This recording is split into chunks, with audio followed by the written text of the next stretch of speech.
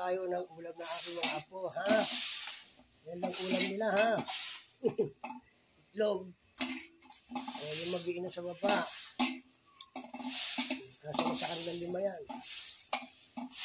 Diba? Mabibili ko na lang sila sa misis ko mamaya ng isda. Sa pako. Okay. Iyak pa yung busa. Naririnig ko dito, oh. Nag-iipin. Yan.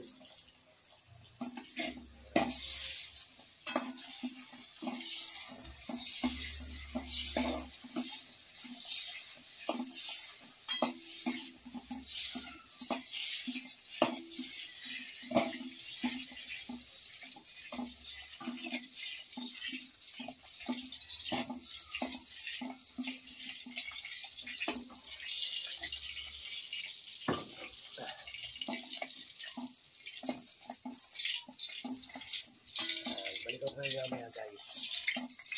Tapos dito natin itong itlog.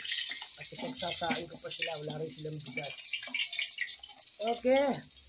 Balikan natin ito. Mamaya babalikan ko kayo. Ibasan natin ito dahil kasi bibigit yung asukal. Okay guys.